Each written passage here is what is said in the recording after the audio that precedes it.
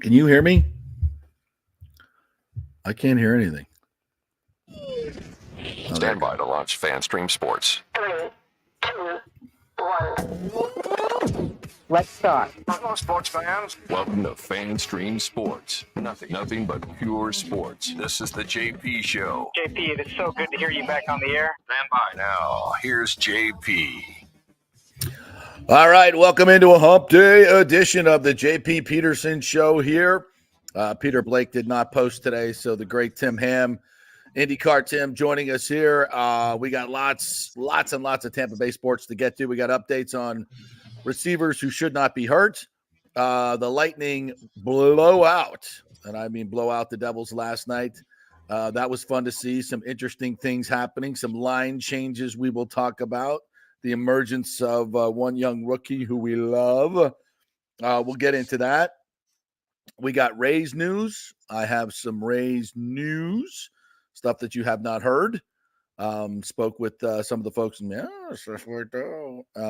it will take billions of dollars to rebuild the trop. Rebuild the trop. Like words should never be spoken. Rebuild the trop. Repair the trop.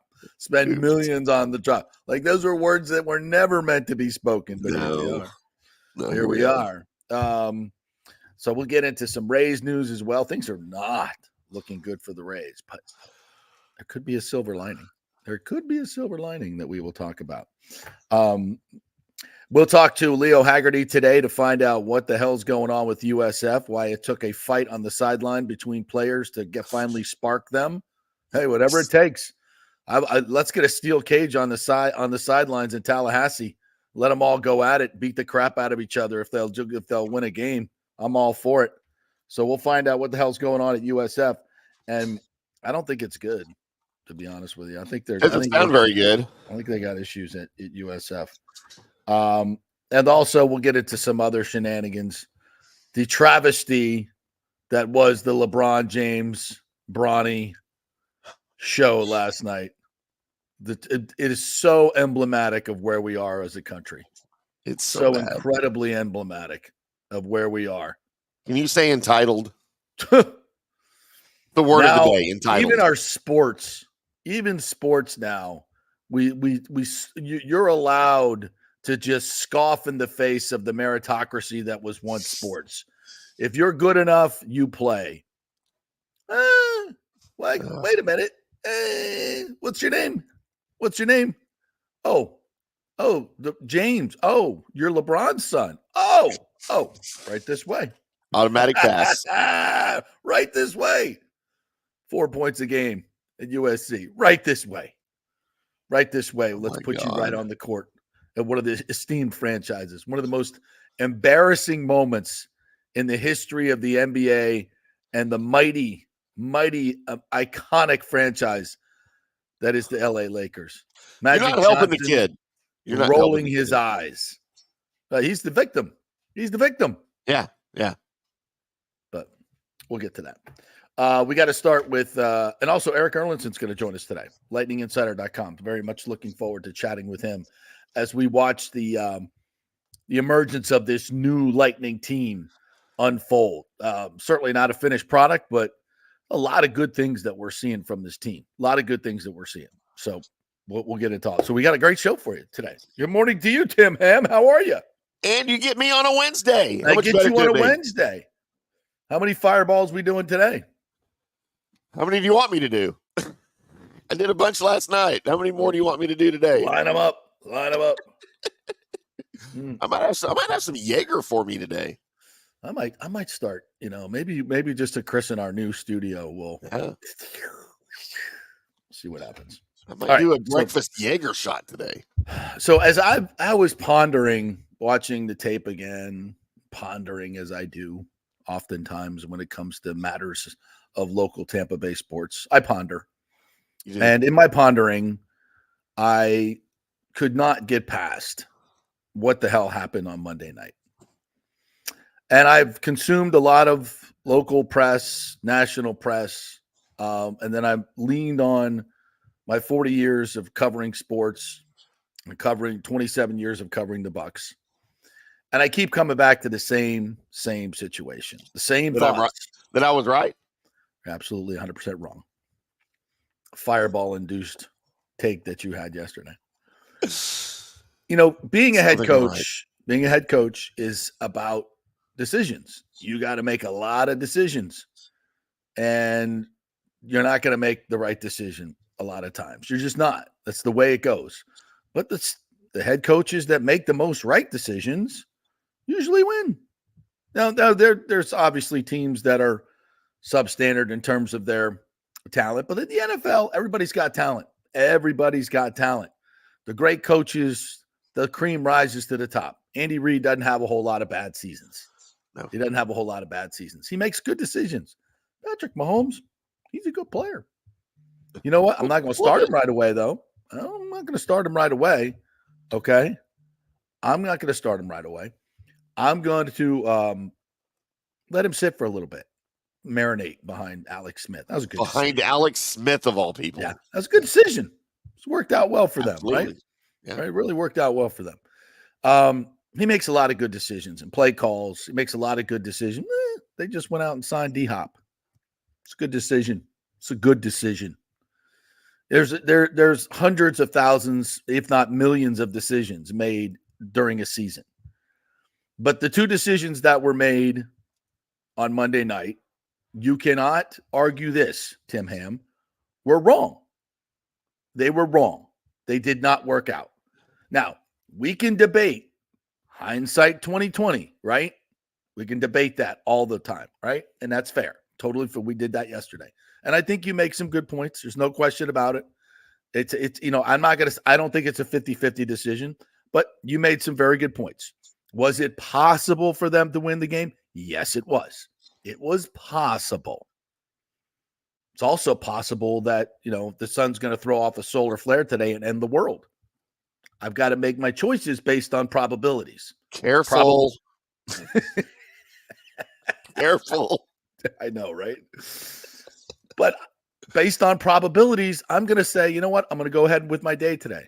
I'm not going to cash it all in, because the probability is it's not going to happen. So I'm going to make my decisions based on that. The probability was 99.9% you're not going to win that game. At multiple moments, at 6 minutes left, at 4 minutes left, at 1 minute left, at 3 minutes left, all time to say, should I pull my starters? Should I pull my starters? Decisions were made.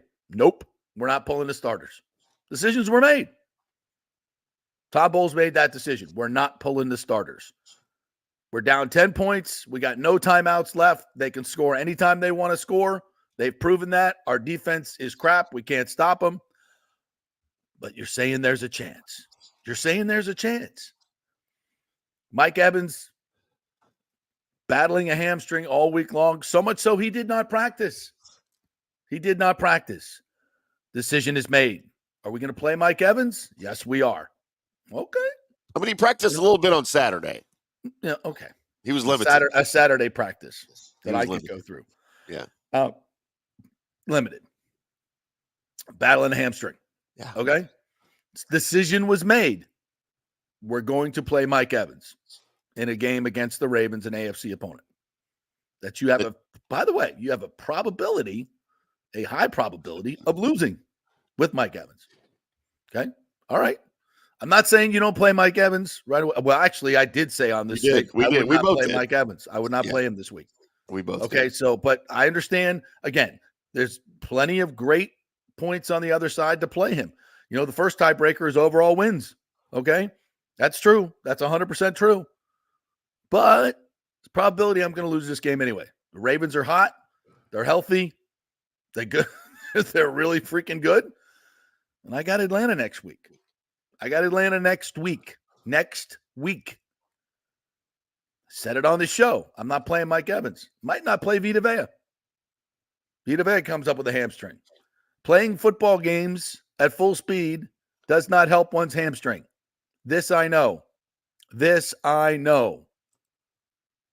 And by the way, did Vita Vea help stop that rushing attack of the Ravens? No. Not so much. No, he did not. Okay, decisions were made. We're going to play Mike Evans. Mike Evans tweaks his hamstring in the first quarter. What do you think, Todd? Should we keep him going? I mean, he did tweak it. Says it's, okay, he can play. All players say they can play, by the way. They all do. Every time I hear that. Well, he said he was fine. He's Mike Evans. It's Monday Night Football. What else is he going to say? You're the coach. The buck stops with you. You're the one that's supposed to say, nah, we're good. Thanks you got his 100th. Okay, we pushed it, but let's save him. We got a whole season to play. That seems a little silly. Got a whole season to play. And by the way, this Ravens team's really good. At that point of the game, I know it was early in the game, but anyway, you made the decision. We're going to keep playing Mike Evans. And not only are we going to keep playing him, are we going to use him as a decoy? Hey, Mike, stay on the field, go like 50, 70. Don't press it. Don't press the leg. Okay, we need you next week. But they're also rolling the coverage to you. So for at least the next quarter or so, until they figure out you can't run full, just give me some. Okay, great decision I think that's what they did last week. Great decision. Okay. Playing him and saying, hey, go run 7 more go routes on a bad hammy. That's a bad decision. I didn't get that, especially after we were told they weren't going to do that. That's a bad decision. No, run. We got you one-on-one, Mike. Because Mike, in the middle of a Monday Night Football game, when he's running down the sideline and he's got a yard and he's one-on-one, he's going to say, oh, yeah, I better not press it to 100% to make this catch. Sorry, it doesn't work that way. He's going 110% because he's Mike effing Evans, and he's going to catch the ball until he rips his hamstring and the pain is too much. Yep, and then he can't catch a touchdown. Yes. Yeah. That would have been 101, right? Here, I got football 101. You don't play the guy when he's got a hamstring problem in Atlanta coming up next week. That's 101. Here's the other 101. When you got a 99.9% probability of losing a football game with 6:48 left, down 41-18, and you're going to have to successfully get 3 onside kicks, score quickly every single time, and stop the team you have not stopped all night long. Decision was made. Keep the starters in. Keep firing bullets. And I read it all. You had a chance to play. What, are you going to quit? You going to quit when you got a chance to win? Yeah, I'm going to quit. History's full of quitters who came back and won, who lost the battle but won the war. History's full of them. History's also full of people who go all in when the chances are 0. Yeah, and sometimes you win and you get a great story. Let's go, William Wallace. Freedom! Movie's great. Sometimes you win because, the English were so drunk they couldn't fight that day. That happens. It happens. I've been there. Been there. Old Richard the Lionheart. Maybe it works. The chances are it doesn't. Choices are made by head coaches, and they decide for the most part how this season is going to go. And insert disclaimer here for how much I love Todd Bowles as a human. You guys hear me say it all the time. And I'm going to say no one. His wife probably roots more than I do, but I root for this guy's success because I like him. And I think he's a hell of a guy. But God damn it, son. Like I say to my kids sometimes when they've made a bad decision. What were you thinking? What were you thinking? Golly, dadgummit. Because you wanted it to work out. I wanted you to And this is where I came to this monologue this morning. I sit here and look at this team and I go, I'm not trying to be Debbie Downer here. But you're going to send out Trey Palmer, Jalen McMillan, and a guy with a screw loose, Sterling Shepard, according to his quarterback. Who, by the way, quarterback does too, by the way. the last 2 games has thrown 3 really bad picks. 2 that were not necessarily his fault. One of them was thrown into traffic, to whom? Jalen McMillan, who popped it up in the air for an interception. As much as we lauded Jalen McMillan, he looked great in training camp. When they weren't hitting him and getting their hands all over him, he was good. You know what happens? NFL happens. He's not ready to play. He's too small. He's not strong enough. And he gets bullied. And he doesn't know the routes and does not run the routes.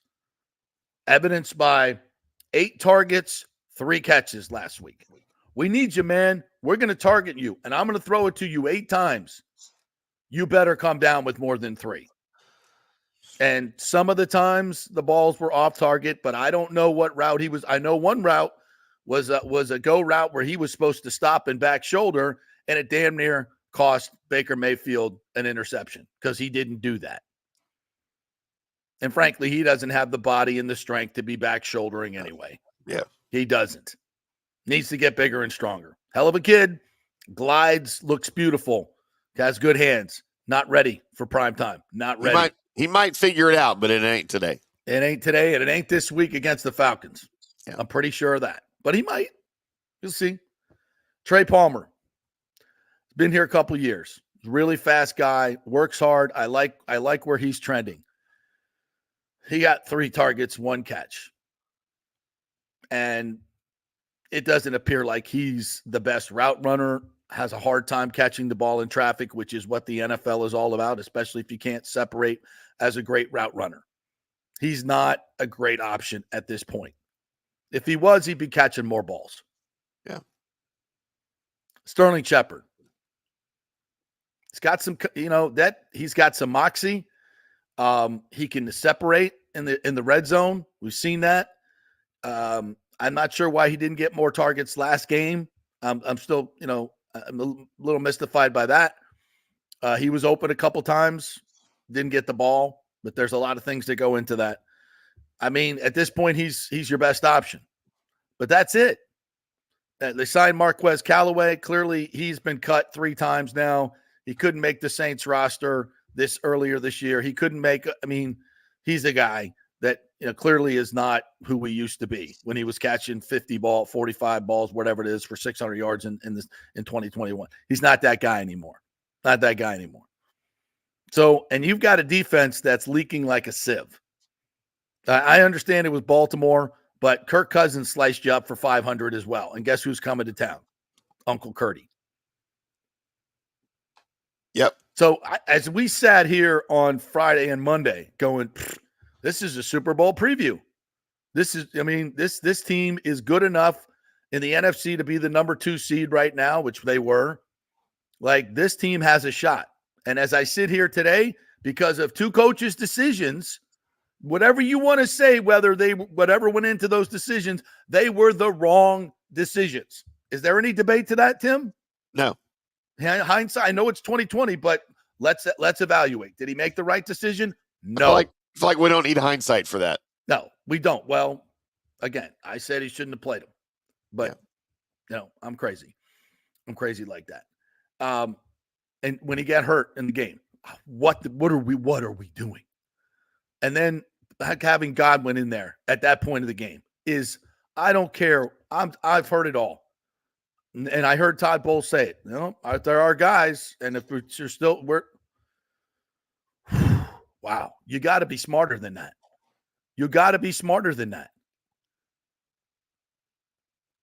Was Lamar Jackson out of the game? Yep, he was.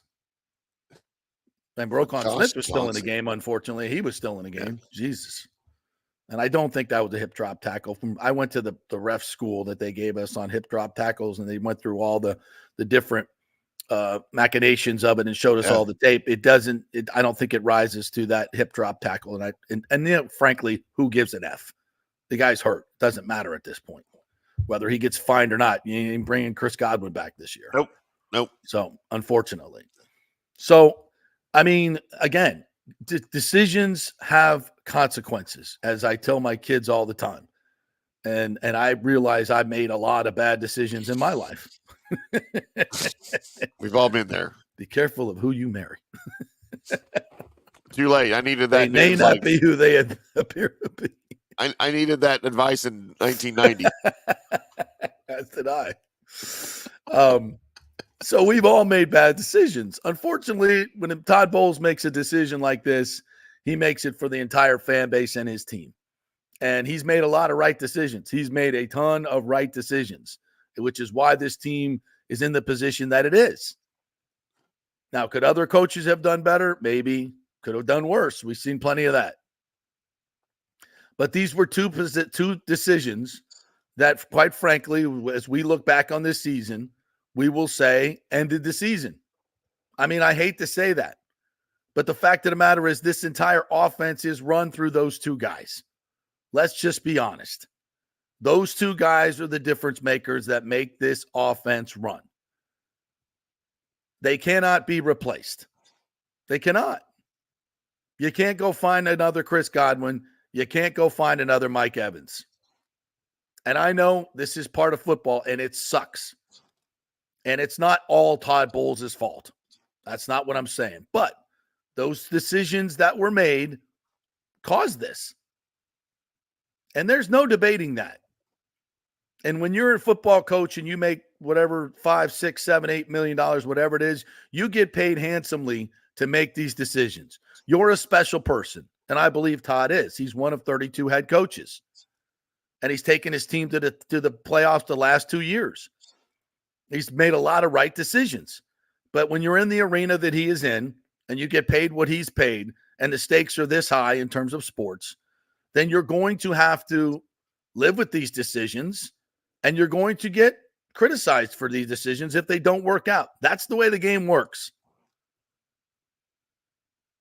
And these were disastrous decisions with disastrous consequences. And I want to sit here and find a way that the Bucs get through this and somehow make it to the Super Bowl and win a championship. Is that possible? Yep, it's possible. 99.9% chance it's not going to happen now. Hate to say it. It's 41-18 with 6:43 left. You got no shot. Live to fight another day. Make a better choice. And here we sit. Here we are. So, with that as a monologue. But I'll say it again. I still don't want a coach that gives up. All right. I get it. Stand by his decision. And you can. I had multiple Facebook and Twitter fights on several Bucks groups last night. And about half of the population were like, "We're with you, Tim." And the other half were on Team JP. And now this is that's fine. Now this is what we talk about now. Cooper Kupp. Please. D-Hop just went to the Chiefs for a 4th rounder. He's got about $10 million left on his salary this year. You can get out of the contract next year. At least that's what I understand. They want a 2nd round pick for him right now. Nope. I'm out. I'm automatically out on Cooper Kupp. Oh, everybody wants him. Nobody wants him. If everybody wanted him, he'd already be gone because they have called multiple teams trying to trade him and nobody wants him. Now, James reminds me, Evans is not out for the season, JP. 3 weeks. He'll be back for the Giants. Okay. How do you know that? That's what they said. Okay. And he's going to be back at 100% and be ready to go for the rest of the season. I bet he won't be back 100% for the rest of the year. No, he won't. Nope. So Mike Evans is not going to be back. 80% of Mike Evans might be back. 75% might be back. 0% might be back because it's a moderate hamstring strain. whatever that is. I hope to God he can come back and play at full force. And this is part of the reason I would go out and get Cooper Kupp. Mike Evans is coming back. Cooper Kupp gives you a reliable receiver in the slot that's about as close to Chris Godwin as you could possibly find. And he's available. He's available. Save your season. I know the compensation is a lot. I'm going to worry about that later. I'm going to give you a third-round pick for Cooper Kupp. A third-round pick. And if you want, I'll throw in a 6. I'm not giving you a 2. I'll give you a 3 and a 6. You heard I'm not giving you a 2. You heard the Todd Bowles quote yesterday, right? I heard you it. did. Quote, we've looked at outside the building, but to get a true number one in here, you got to make a massive trade and give up quite a bit. That's not where we are at this point. We feel comfortable with the guys in the building, end quote. Bad decision. Number 3. I mean, I kind of agree with that. It's also posturing. It's also posturing. Nobody's, they're in negotiation with the Rams right now. And they're not going to come out and say, oh, God's not going to come out and say, wow, I got to have Cooper Kupp. Whatever the price, I got to have Cooper Kupp.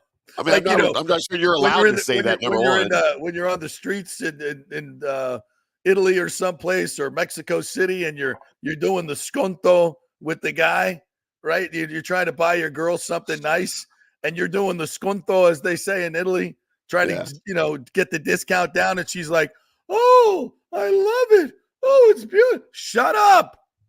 Not in front of him. It's not in front of him. He's like, whoa, prices went up. Yeah. I'm like trying to get him down. He's going up. You're killing me. Now we want a first round coming out and saying, hey, yeah, we really got to go get somebody. So I get it. I get it. That's not going to happen. So I say you got to go out and get Cooper Kupp, Deontay Thompson from the Panthers. Hey, he ain't doing nothing. Come on, Dave. Do us a solid.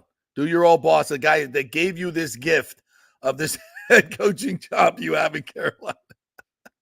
Oh, hey, right. Make it worth our time. At least the pay's good. Come on, man. Throw us a little Deontay Thompson. Come on. You got to go find somebody. I think it's like I said 2 years ago, 3 years ago, whenever it happened, when Ryan Jensen went down. Come on. Let's go find a real center. We got to do something. Rob Hainsey ain't going to be it. You got to go get somebody. Jason Light has done a masterful job, an absolute masterclass in GMing. And he knows more than I'll ever know. But at this moment, at this juncture, it is crucial. Good organizations go out and fill their needs. Kansas City Chiefs. They went out and they gave a 4th for D-Hop. Why didn't we do that? By the way, why didn't we get D-Hop for a 4? You want D-Hop? Yes, I want someone who can catch a football in a crowd. Don't know why you want Cooper situation. Cooper Kupp's pretty. He had 14 catches for 114 yards and a tutty week 1. He knows this offense like the back of his hand. He knows it better. He knows it better than most everybody here. I want a guy that's going to be on the field. He's ready to go. He's ready to go. I don't know if he's going to stay. Look, it's a gamble. It's a gamble I'm willing to take because this team's going nowhere with this group of receivers. They may one day be good players. They're not ready. They are not ready for prime time. Are you okay with you're okay with the price tag that comes with Cooper Kupp? If it's a 3rd, yes. I'll give you a 3rd and a 6. I don't want to do a 2. No, I'm talking about salary. No, the salary this year is, I think, $10 million.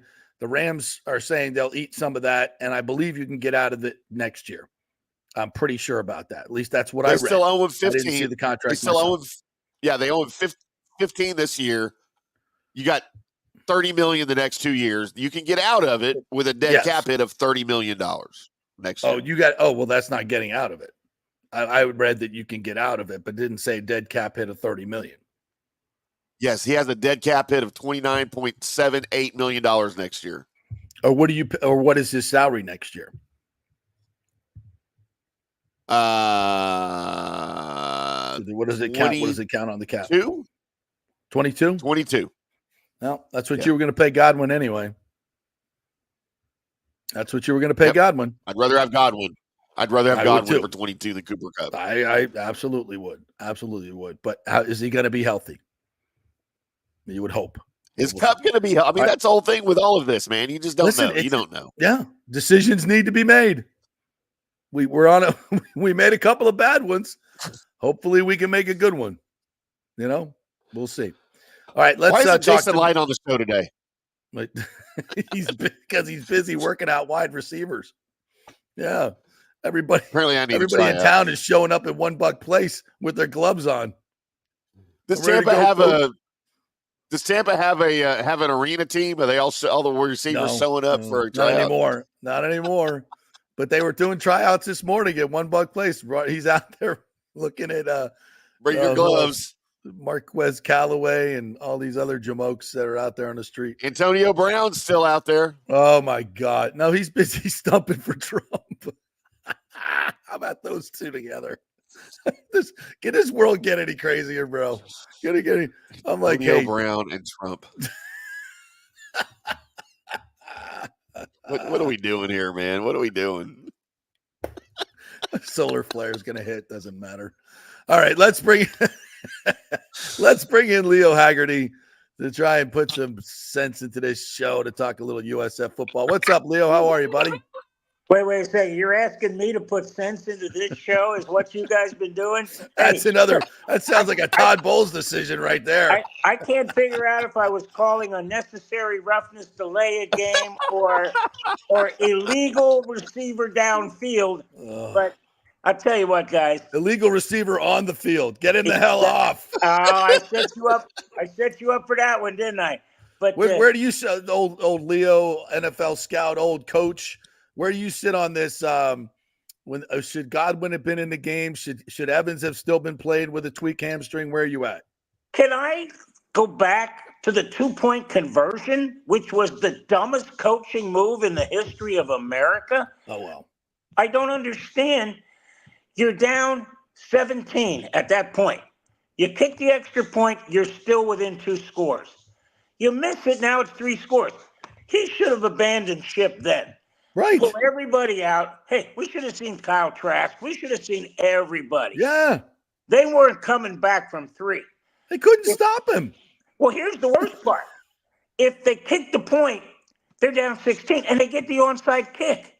Now, if you make the 2-point conversion, it's an 8-point game. Now you got your starters in the game. But, guys, I tell you what, they should have waved the white flag. Baltimore already pulled their guys. They're saying that's enough. But here's the decision Jason Light has to make, and it's a very simple one. Do we abandon ship and say, okay, we're done, or are we going to try to put, like the little Dutch boy, put the fingers in the dike? Let's see if we can get a couple receivers to salvage this season. That's a big decision to make, because now if Evans and Godwin come back, which Godwin, that's going to be questionable, because that's a terrible injury. Yeah.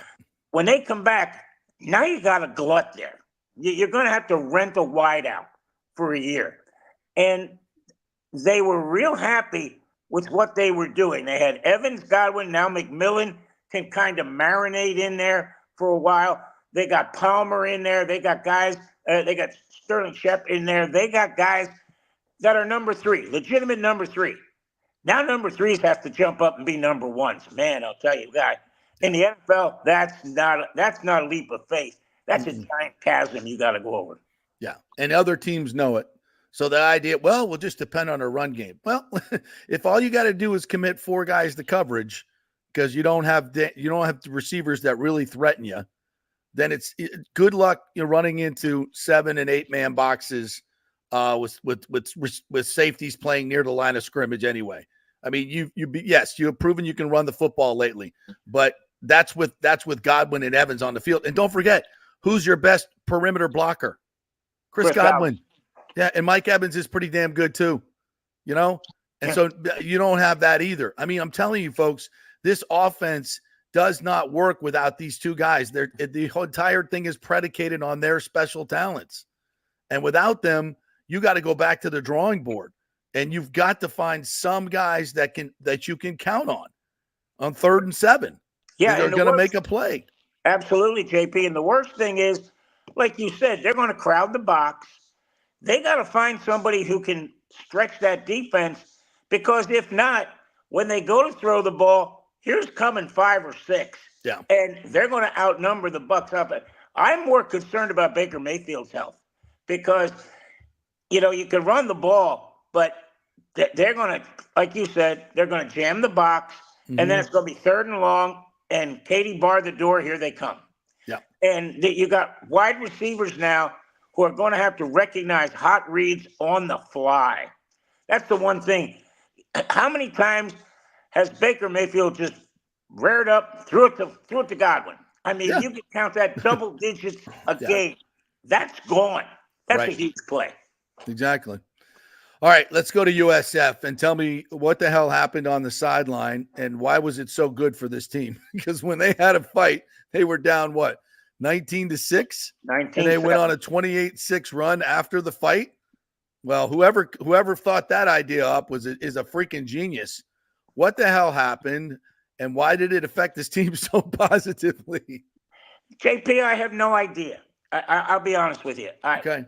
The first time I saw it was on ESPN when I got home from the game. Golich was asked about it, and he was very, very hush-hush.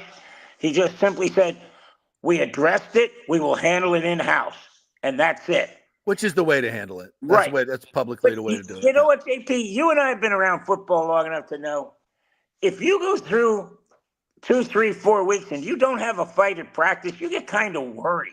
Yeah. Like, does my team have a pulse? Does anybody care? Yeah. I can be honest with you that at one of my coaching stops, we actually tried to initiate a fight one week just to get it going. But here's the worst part. It didn't work. I love that. We couldn't get him to fight. I'm going, man, oh man. What was your record that year, Leo? 1-9. just stamp Seminoles across my forehead, because that's. I tell you what. It's funny because I can't see the fight breaking out on the FSU sideline because they're all laughing and they don't care. It's like it'd be like me at the club. Like, dude, you really want to fight? I'm here to have fun. I have no interest in fighting you. Like, dudes that fight at clubs, I never understood that. I'm like, I'm here to drink and, maybe talk to some lovely ladies. I'm not here to fight you, bro. Well, you're a pussy. Okay, good. See ya. Bye. Yeah, and I'll tell you what, FSU, they head to Miami this week. Oh my God.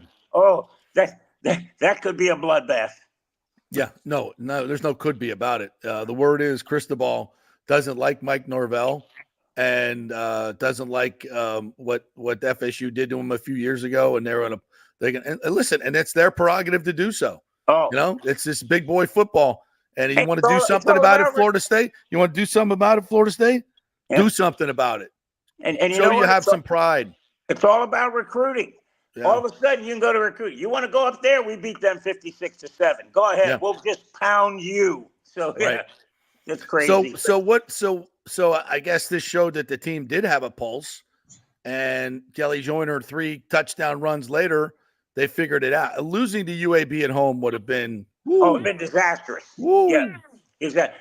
But I'll tell you what, JP, what I found interesting about that game is they had everything that could go wrong, and they still came back and won the game. They had a touchdown called back for maybe a 6-inch violation where the receiver was covered up.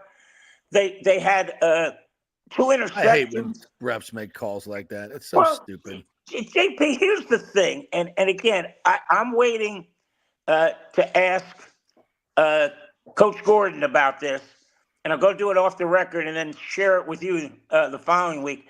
When I played and when I coached, the wide receiver would look at the referee and go on or off. Right. And he would tell him. And if you were said off and you were too far on, the referee would wave you back. He literally didn't want to call it or move up. No, these guys are like, gotcha. They're like, oh, gotcha. Well, and here's the thing. I'm just wondering with this uber tempo that they're not doing that they're not looking at the referee and saying on or off. Because now you have no recourse. Well, they said you were off the line of scrimmage or covered up the receiver. Did you ask? No. Okay. Well, Fine. if you don't ask, right, exactly. Now it's the first thing you do. The side judge is right next to you. You look at you look and you go, "Am I good? You're good." Yeah. You're good. You point forward or point back, and he'll just nod or he'll move you. But I want to ask Coach Gordon, are you doing that? If not, then you got nobody to blame but yourself. That's right. Again, they had plays where, and Jalen Schuler, that interception turned the whole game around because now short field, USF, they can get back in the football game. And I'll tell you what, that defense really stepped up that last part of the game. From halfway through the third quarter to the end of the game, man, oh man. You're right, JP. There was a fire lit under them, and it got nuclear. That's good. That's good. Whatever it takes. And, if it's a fight on the sideline, great, whatever. So they've, this week, I'm sorry, I totally forgot who they're playing this week. Bye week. They get a win. Oh, that's right. They're bye week. No wonder I didn't know. And then they're at FAU. Then you got Navy coming to town, probably be an undefeated Navy team. Woo, and they're good, by the way. Then at Charlotte, Tulsa, and Rice. So what are the chances of them getting to bowl eligibility here? Very good. I think there's 4 very winnable games. Yeah. Navy, I'll tell you what. I don't know if you've seen Army or Navy play this year. I have. Yes. Hey, they're not only physical, because you used to be able to say, okay, you play Army or Navy, you're going to get beat up, but you're going to win the game. Not anymore. I'll tell you what, they've got athletes. They've got football players. Leo, why? There are no coincidences in this world. So I want reasons why these service academies are suddenly really good. And here's a theory that I have. They don't play the portal game. Okay. They have guys that come into their systems, which are very intricate, by the way. They're very intricate with the triple option. They take a long time to learn. They're very disciplined at it. They're very good at it. They don't get penalties. They're very fundamentally sound. Where they've always been poor is in their athletes. What I'm saying is the rest of football has been dumbed down. The rest of these teams are trying to bring in players in the spring or, God forbid, in the fall in the portal and say, here's our system, learn it in 3 weeks, but you can only be here 3 hours a day to do it. You see bad football, and Florida State's a great example of this. When you turn your roster over 30, 40%, guys that normally take 2 years to learn a system have to now learn it in 3 months, and they don't learn it. And they make a lot of mistakes, a lot of mental errors. These are things that are not happening at the service academies. These guys are tight, and they know what they're doing, and it looks like it on the field. That's my theory. You know what, KP? I'm going to throw one more thing in there. I think you're absolutely right. But also, the head coach doesn't have to worry about retaining his players. That's right. You spend more time trying to keep the guys. Again, we used to say this in coaching. You want to keep the 50 guys that aren't starting on both sides of the ball away from the 22 that are, because now you got 50 guys that want to leave. And they got to keep telling these guys, say, Army and Navy, hey, you want to leave? There's the portal. Go ahead. Yeah. And they're not leaving. going anywhere. Yeah. No, they're there for a reason. They're there. And I can remember back when I was in Philadelphia, media people used to say it's the best high school game in Philadelphia. I said, yeah, but there's only one problem. When you put the words war after them, they're undefeated. Yeah. They don't lose. And that's why they're there. And I'll tell you what, JP, here's the funniest thing. If Army and Navy finishes 1-2 in the AAC, guess what happens? They play the week before the Army-Navy game. Right. Then they play the Army-Navy game the following week. And that won't have any effect on the playoff, right? Because the playoff will be decided before the actual scheduled Army-Navy game. Correct. And I don't think it's – I'll tell you what, it's going to be hard to keep Boise State out. If Boise State – I'll tell you what, I haven't seen this kid play, running back. He's really good. Yeah. When you talk about a guy who can break Barry Sanders' record, you're in, as Ira Kaufman would say, you're in tall cotton there, Bubba. Yeah, and also it's kind of like, when they do the invitational in March Madness, sometimes there are certain players that play for these mid-major schools, and if they're on the bubble, it's like we want that guy in the tournament. We want people to tune in to see him. And with this the kid at Boise State, he's one of those guys. Like, we want him in the tournament. That's going to be something we want to see. And that's, it's going to be subjective in terms of that freaking committee. Well, not the committee. The overlords at ESPN will decide who gets in, as they always do. A committee's a complete sham, in case you didn't know. Oh, absolutely. Yeah, just go ask the suits at ESPN. They'll decide who's in, and they'll get their brackets ready to go. So anyway, that's interesting. Back to USF. What's the deal with Byron Brown? I'm hearing that he's got a fracture. He can't play, won't play the rest of the year. His parents are getting involved now. He may be headed back to NC State. Like, I'm hearing a lot of crazy stuff going on about Byron Brown. What are you hearing? Well, I'll tell you what I saw. And here's the thing. After the game, I'm walking down the tunnel to the media room, and here comes Byron Brown. But he's on one of those one-leg scooters. That's telling me he's not playing for a while. Yeah. Because he can't even put pressure on that leg. And people, he's practicing. Well, what's he doing in practice? He's standing there, holding the clipboard with crutches, or what's going on? And again, we can't go out and see it, and I have no problem with that. But I get that. Listen, if you can get a coaching, you don't have to give away injury stuff in college football, at least not yet, unless you're in the SEC to some degree. But yeah, if you can gain some type of strategic advantage by the other team not knowing if your guy's going to play, then have at it. You should be doing that as a coach. Oh, absolutely. Yeah, so I don't have any qualms about that. But so, yeah, if he's on a scooter, he ain't playing anytime soon. No, not at all. And I don't think they wanted that one out, but he was rushing down to be with his teammates, and I'm going, okay, that's it. Well, that's telling me it's going to be a while. And you know what? Archie didn't play that bad. Yeah.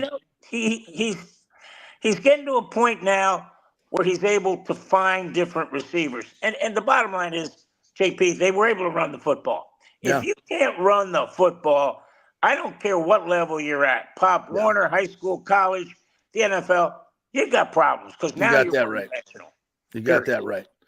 All right. So anything else we learned from this game about USF? And also, I think they postponed their groundbreaking for the stadium. So when is that happening? Do we know? I haven't heard. They postponed homecoming and the groundbreaking. It's going to be back. Wow. Now, I know it's not going to be Navy because that's salute to service.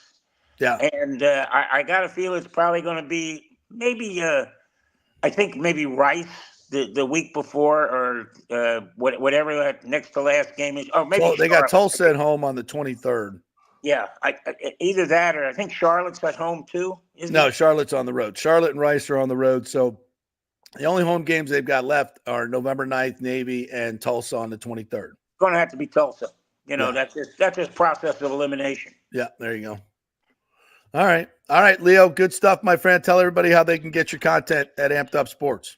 Hey, go to ampedupsports.com and get it. I'm just getting ready. Well, I just posted my new column on Wednesday, which is going to be called Bolts of Lightning, where we cover the week before. Now, there were 6 games because there was no sense covering it for one. But every Wednesday, I'm going to review what's happened. And is Kucherov on fire or what, JP? Hagel's on fire last night. Yeah, Kucherov scoring every game. Yeah, I like this. When's the last time you've seen a natural hat trick with a goalie in there in less than 6.5 minutes? Wow. It's been a while. Hags was great last night. All right, partner. We will look for that at ampedupsports.com. Thank you, Leo. Appreciate it. Take care, guys. Talk to you next week. All right. The great Leo Haggerty there. All right. We're going to talk some bolts here with Eric Erlinson coming up at 11 o'clock. So before we do that, I wanted to get out some Rays information. Okay. Obviously, a lot of talk about where they're going to play. Rob Manfred said on a podcast that their priority is to keep them in the Tampa Bay area. And I think that means Tampa Bay, not Orlando. Yeah. So, all right. So that, that boils down to a few places. And we've talked about these places that to me, that now narrows it down to Clearwater, the Phillies Stadium, Dunedin, Tampa Steinbrenner, Ed Smith Field in Sarasota, Bradenton. So we've got these minor league Laycom Field as well. Publix Field in Lakeland would be another option. Now, most of these have a single A team there. Now, I spoke with some folks that are obviously very involved in this in terms of what would need to be done at Steinbrenner Field. And what I was told was the Rays are actively talking to the Yankees about how to make that happen. And Major League Baseball, as you heard from Rob Manfred, is very much involved in this and finding a place for them to play. And I believe Steinbrenner is the number one choice for Major League Baseball. Obviously, with the Yankees involved, this idea that the Yankees would not help, I'm told, is ridiculous. That they were very much, and of course, Major League Baseball, look, everybody has a vested interest in this. Okay, and the teams, especially the Yankees are going to have to play in said spot. 7 games? I guess it's 6 now. 6 games, 2 series. Okay, so there's, they're going to have to play in this wherever this place is as well. So obviously for them, they would be, more than happy to play at Steinbrenner Field. Now, logistically speaking, Steinbrenner Field is by far the best option. It's bigger. It has much better egress and access. The players obviously would not have to leave their homes. Staff would not have to leave their homes. It's in the Tampa Bay area. That's a huge priority for Major League Baseball and the Players Association, who also has to sign off on this. The Players Association is not interested in a barnstorming tour. They do not want their players to have to move their stuff all the time, going to different places. They want one place, especially if this is going to be a 3-year deal. And, with over 3 years, you can, and by the way, it's not going to take much time. I mean, you don't have much time to get this ready. I mean, these players they need a place. They need to know where they're playing within the next month when you talk about all the logistics that need to be done. Now, Tropicana Field is a complete wild card. It's nobody knows now until the engineers get in there, but best guesses are right now 40 million is like the floor, and to repair this, with 100 million probably being closer to where it is. That's a non-starter with $1.6 billion of public cost on the plate already for Tampa and Pinellas County, or St. Pete and Pinellas County, spending an additional. And by the way, some knucklehead decided that they want to save a few dollars on the hurricane premium. So they decreased the insurance on the Trop because, I mean, what? I mean, the roof's 10 years past its life expectancy, and it's insured expectancy, by the way. I've talked to insurance people and they say they're not getting anything. You and me let your roof lapse for 10 years and see if your insurance company pays off. And that's for $10,000, $20,000. You think they're going to pay $40 million without a fight and you didn't properly maintain the roof? No. So the insurance, that's going to have to come out of the city of St. Pete's pocket. I mean, if they want to decide the right bill, yeah. In addition to what they're going to spend, I mean, that's already fiscal irresponsibility, malfeasance, what they've already done. Now, I mean, I don't even think it's an option. I really don't think it's an option. So they're going to have to play in another place. And Steinbrenner Field is obviously the number one choice for Major League Baseball. I think it would be for the Rays. I know there's a lot of local media people that don't want to see them playing in Tampa for whatever reason. That makes no sense to me. But whatever. They're not part of this choice. Thankfully. It's Major League Baseball. And I believe they will. They don't have to twist any arms of the Yankees. They understand what the Rays are going through here. Now, the Rays are going to come into this like, okay, and all of this, it's going to take a lot of money to get Steinbrenner Field retrofitted to where it needs to be. Significant amount of dollars, in the millions of dollars, but that's okay. Major League Baseball has the money. The Rays have the money, and they're going to bring in a significant amount of revenue at Steinbrenner Field. I mean, let's not forget this. Where are they going to make the most money? And I think they can make a crap ton of money at Steinbrenner Field. I think you start selling tickets to Steinbrenner Field for Rays baseball, and I think they're going to sell out pretty damn quick.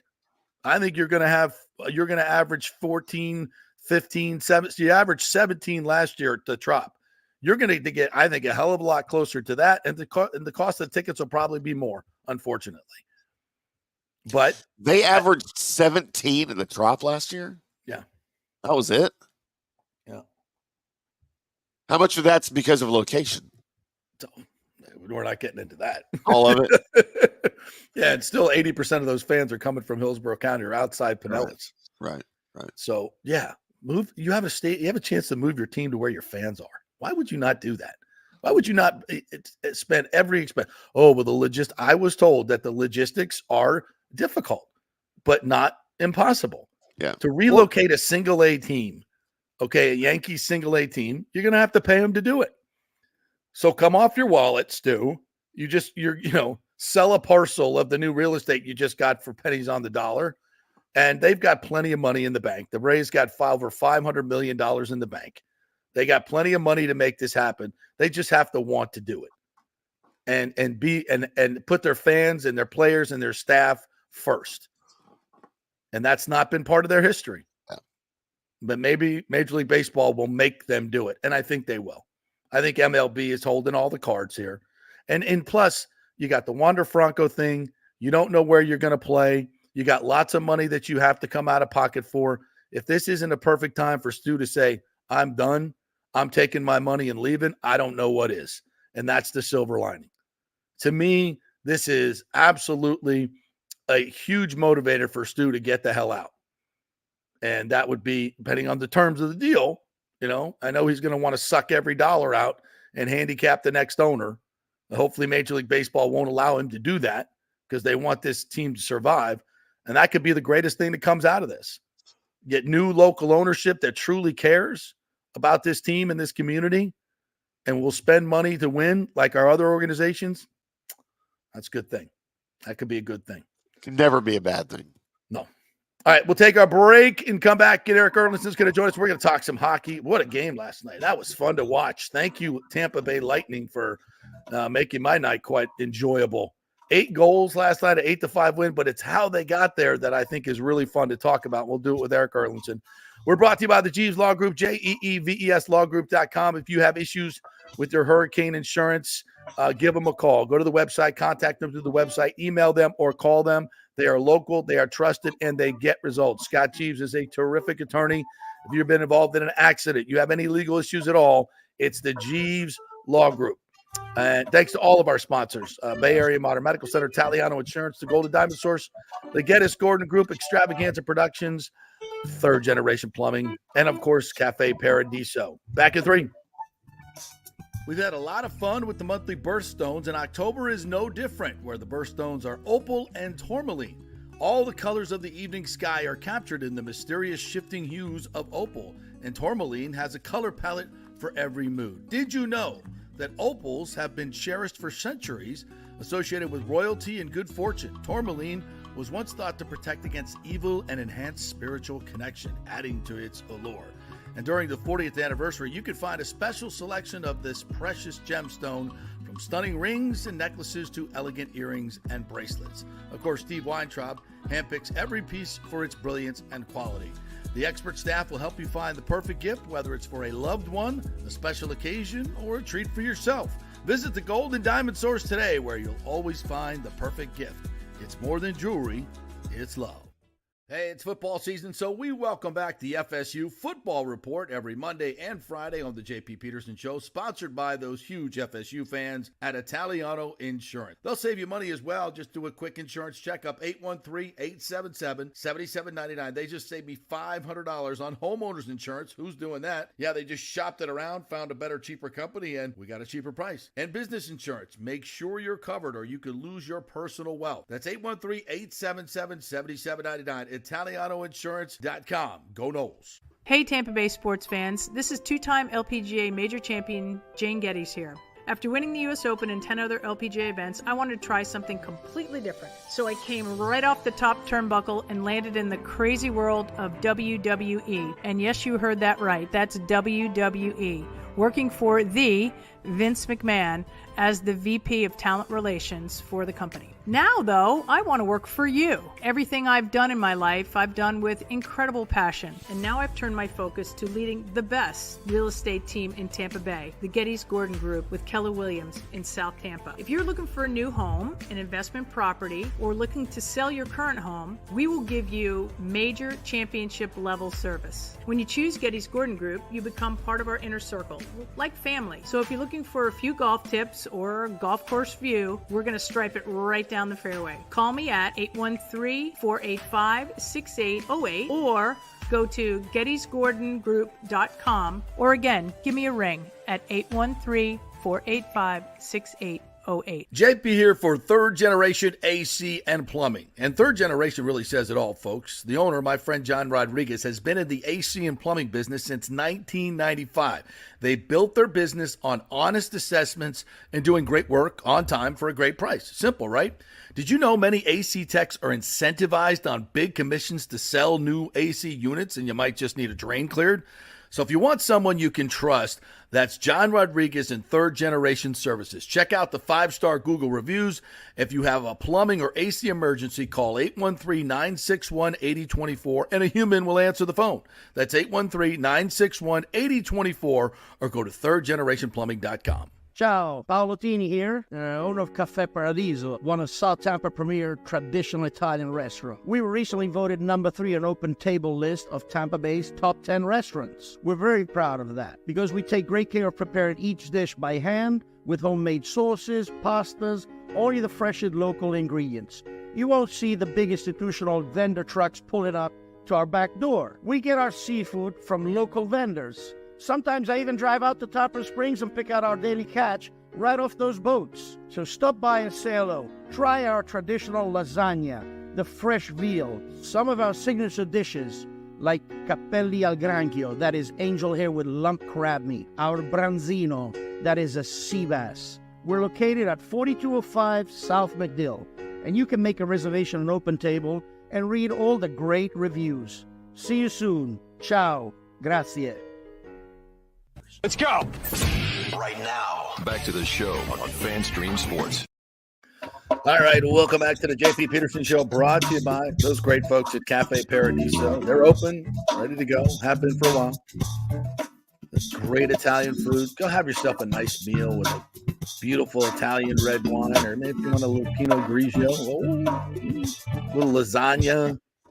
The sea bass, the way they cook it there is so good. Sausage rigatoni.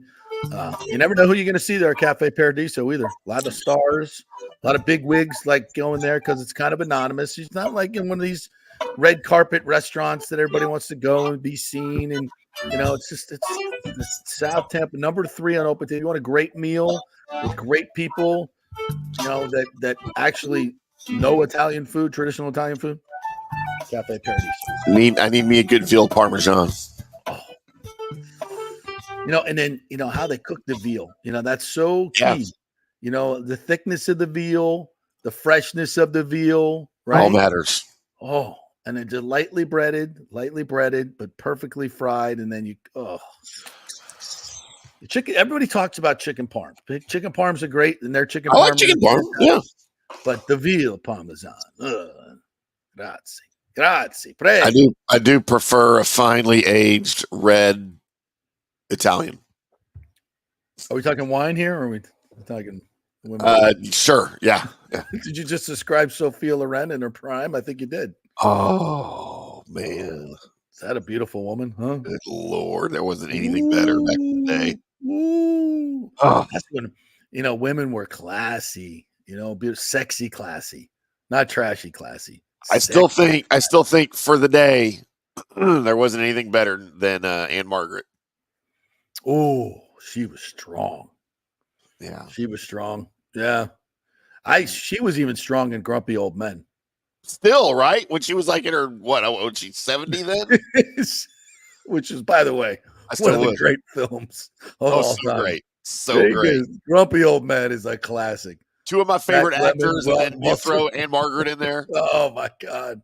And they're trying to get her. You know, they're competing for. Oh, I got to go watch that one again. It's so great, man. It's so great, underrated. Great actors. You know, great comedy. Just so good. So good. Then for those that don't know, and you go watch Walter Matthau and Jack Lemmon and Grumpy Old Men, then you have to go back in their entire catalog and watch every movie they were in together. The Odd Couple, yes. All so great. God, The Odd Couple was so great, man. I love the series too. Like the television series, Jack Klugman and Tony Randall. Tony Randall. Oh my God. They were so good together. So good. They were the odd couple in real life and so good. Great. One of the great 70s comedies. By the way, Eric's going to join us at 11:15. So let's get to some of the comments then, shall we? The great commenters that we have today. Thank you guys for chiming in as always. Bucks, Bolts, Rays, Falcons just wide receiver. Damn. What? Did the Falcons sign somebody? I haven't seen that. I did not. Who did they sign? The Bucks have not done it yet. Nope. Rick says JP later than the Bucks secondary versus the Ravens. Oh, we did start at 10:03 today. Yeah, we were just a little late. Yeah, the secondary. Listen, we said going into the game, the Bucks are going to have to play a lot of zone defense against Lamar because you play man, he just runs out the back, and you just can't do it. And we suck at zone. The Bucks suck at zone. Their linebackers don't know how to play it. In the combination, they just don't. We're bad. We're a bad zone team, and it showed. It showed. And this week, that's what Cousins carved up last time, the middle of the zone. What is your answer, Todd Bowles? What is going to be your answer? Are you getting 52 out of there? Are you going dime? Are you going with another linebacker? What are you doing? Do so. You just can't keep doing the same stuff. It's unraveling quickly. Yeezy says only bright side to these injuries is Bucks will be forced to run the ball and we won't see this sorry defense on the field. Hopefully. Well, Yeezy, can you run the ball when they know you can't throw? When Evans and Godwin are in there, you have the threat of the pass, a lot of it. You have the threat of the deep ball.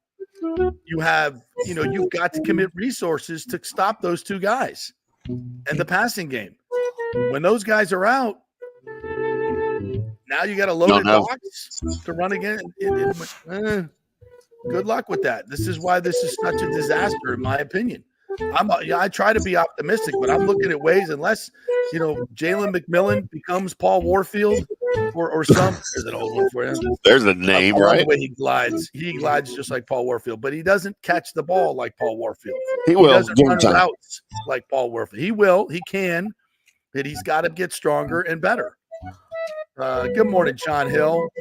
Is it a good morning, John Hill? Is it? Yes, it's always a good morning. Good morning, John. Good morning, gents. I'm with you on the Rays needing to stay in the market. Tampa folk can't crap on traffic driving to the Trop and then volley for driving to Orlando to see them on I-4. They're not doing it. They're not doing it. And I got news for you. Where most of the people live in Orlando, they're not driving to the games either.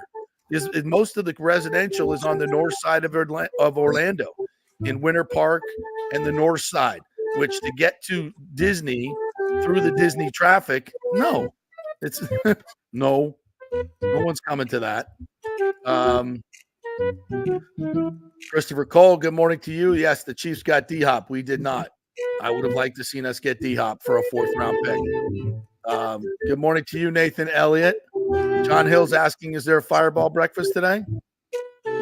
There will be after the next break. I will break it out during the next break, and yes, we'll have a Fireball breakfast. The fans want Fireball breakfast. They will Put get on your pancakes, baby.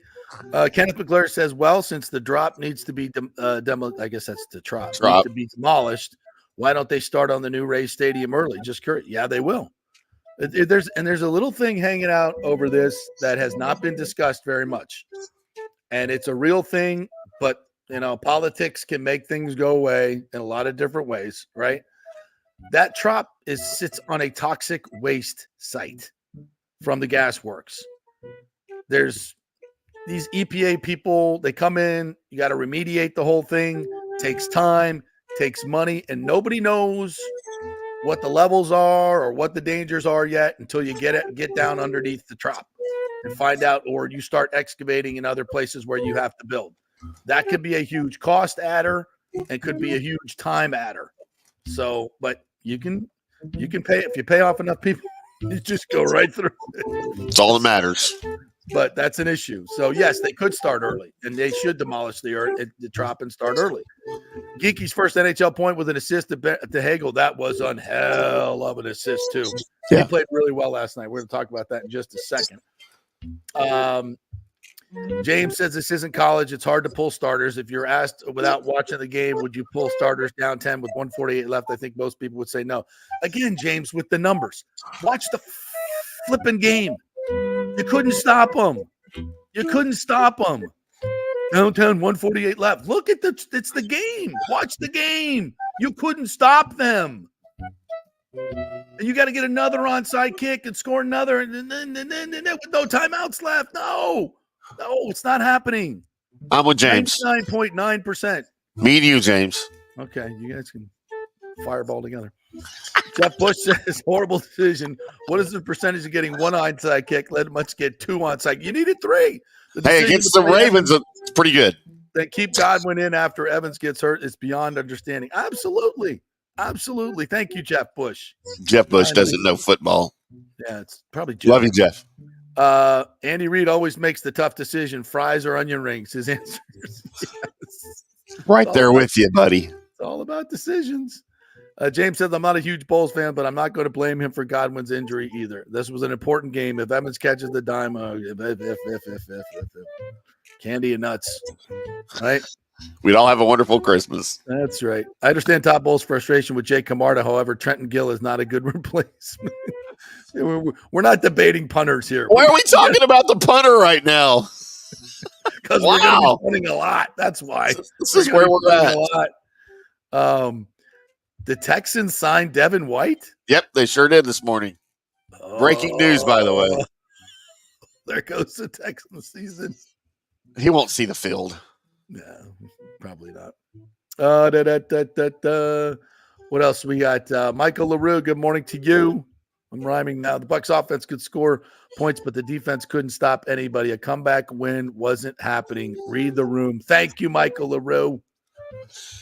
Michael LaRue did not see the Cowboys-Ravens in week 3. That's all I'm saying. Did the Cowboys win, by the way? No. Okay. But they haven't beat anybody. I keep hearing everyone say that Todd's defense is complex and complicated. Why would he not throw away some of the complexity and dumb it down so the D can play faster? It's a very good question. James says Baker has 20 total touchdowns through 7. Yes, he's had 2 games with horrible second quarters, but Baker's not the issue.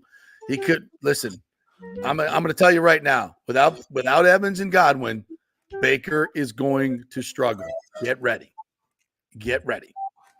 And that's not on Baker. That's just the way things work in this league. You don't have receivers. I don't care who the freak you are. Yeah, it doesn't matter who you are. Patrick Mahomes, okay. Other than him, you're going to have issues. Well, he doesn't have anybody to throw the ball to, and he's struggling right now. That's right. Look at He's his got numbers. more interceptions than touchdowns. They ain't winning on offense. And this Bucs defense cannot match the Chiefs defense, by the way. Yeah. Michael says the Bucs need to turn into a running team and keep Kirk Cousins off the field against the Bucs 31st ranked defense. The problem is, you're not. How hard is it going to be to run the ball when they know you can't throw it? That's the problem. Yeah, look at the Cowboys' offense this year. Everybody knows they can't run, and they're having a horrible year.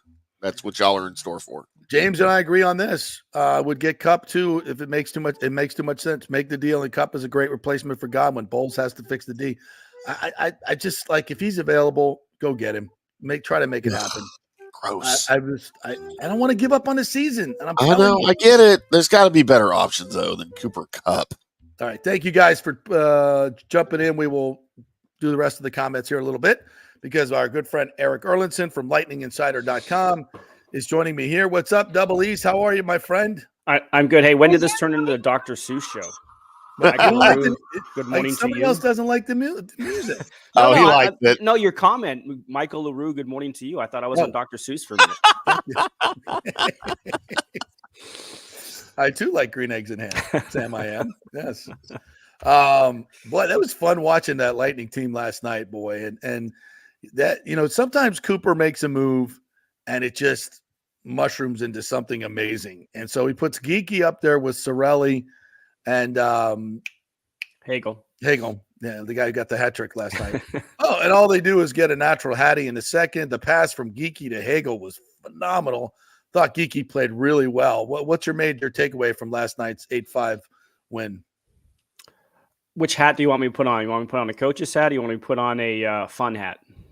Let's go fun. I've had a lot of hat. depressive Okay. stuff. Yes. Let's do that first. Then we'll deal with the 5 goals against. Yeah, it's interesting how they're working with Connor Geekie here, right? Because the proverbial thought, knowing this organization, was he was going to start the season in Syracuse, right? Coming straight out of junior AHL eligibility. I mean, even Nikita Kucherov played a month plus in Syracuse. Anthony Cirelli didn't come out till March his first year, right? So it's just given the MO. And then he earned it on merit. He earned it in training camp out of merit. There's no doubt about it. You know, they took a risk in putting guys like Gonsalves and that group on waivers and risk losing them to keep Connor Geekie. And there's a lot to like about Connor Geekie, even right now, right? The size, the awareness, you see the speed, the playmaking ability he has, the determination, the grit that he has, in the game against Florida. So he earned it on merit. And now you've just sort of slowly seen how they deal with him. Starts a couple of games, third line center. Okay, let's move him out to wing. Let's give him a look there. And then by game 6, he's in a top 6 role. He's going to be a top 6 player in this league. He will be a top 6 forward in this league when he figures it all out. And already in game 6, that's how quickly Connor Geekie has adapted, because coaches don't hand 20-year-olds that aren't number 1 overall picks these type of roles. They just don't. And John Cooper in particular doesn't do it. So to see him up there, and then to see the way he performed with those 2 guys and to listen to Anthony and Brandon both talk about Connor Geekie after the game last night and how he's always in the right position. I mean, yeah, the offensive plays stand out. Look at the way he helped the breakouts. Yeah. Like understanding where he had to be to get the puck up the ice and get it out of danger. And, those are the little things that you look for if you're a coach. And he's willing to battle on the board. He's got the size at 6'4". So there's a lot to like. And he just seemed like a really good fit. He plays the same type of game and approaches the game the same way as Cirelli and Hagel and fit right in. So that was really fun to watch. And obviously they're going to get the opportunity again on Thursday, tomorrow against Minnesota to start together. We'll see where it goes and how much they kind of give them. But every little piece, I was talking with Chief last night, every little bite of cake that they've been giving Connor Geekie, he's handled very well. He hasn't had to go back to the fruits and vegetables yet. He can go and get a little pieces of cake here as they go. And he's rewarded them because he's played very well. Yeah. Well, let's have some more fun with this. Who would be your comp for Geekie? Doesn't have to be a Lightning player, a former Lightning player, or a current, but could be someone in the league. I know I'm hitting you this. You want to pass and come back to it. Fine. But I was trying to think, and I was thinking a little bit of Chris Gratton when he came in, big kid, high, but he had so much more fanfare. Number 3 overall pick. Yeah. Yeah. That was so it was a little different. I don't know. The kid it's got a lot. And I think this is why the Lightning, I think it's one of the big reasons the Lightning made the trade, because they had to, they've given away so many draft picks to win the cup, which is fine. You had to go find somebody that can be the next Braden Point, that can be the next. And those are really hard to find. And you got to give up something to get it. And I'm shocked, once I saw his resume, 11th overall pick and everything else, I was like, wow, you get it. And JJ Moser, by the way, again, gets another goal last night. And he's maybe more offensive than Sergachev was at this point, I'm thinking. And he's a hell of a defender. So I'm looking at this trade and I'm going, wow, this is a big, big deal for this franchise. And for Geekie to show so early, it's a wow. It's just a wow for me. Yeah, I'm surprised that Geekie has played this well to this point as well. Moser, he's been a really good fit with Victor Hedman. And, for somebody who's a left-handed shot playing on the right side, he didn't play it much last year. He played it about half his first full year in Arizona. So he hasn't played the right side a ton, but he's just a gamer, right? He just understands how to play. The more we think about that draft day trade and sending Sergachev to Utah to get these players back, and from some of the stuff I've been reading, Tampa Bay actually wanted Dylan Guenther, who just signed an extension, a long-term extension with Utah. I think he's up there in the league leaders in goals already in the early part of the season. But sometimes that's just wordplay. Maybe they had an idea of Geekie all along because of the size, right? The size and the snarl and to go with all the offensive aspects. I mean, Chris Gratton's probably a pretty decent comparison. I'm really bad at making these type of comparisons. I threw that on you. But Gratton's pretty good. Future column. The size, plays center. Gratton certainly had some snarl to his game as well. Mm-hmm. Yeah. Had a good career. Wasn't the superstar that many thought he could have been, but he had a really good career, including 2 stints here with Tampa Bay. But yeah, the more you think about this trade, and not only do you get a Moser and a Geekie in the trade, it also freed up the cap space to be able to sign Jake Gensel. Right. Yeah. So it was a 3-way trade in a lot of ways. You lose Good Stamkos, point. Obviously, but you basically the Sergachev trade opened up Gensel, plus you got 2. You knew you had an NHL defenseman in Moser and now a young prospect, which they haven't had, obviously, because of all the trade picks. To get players of Connor Geekie, you have to have bad years. Yeah.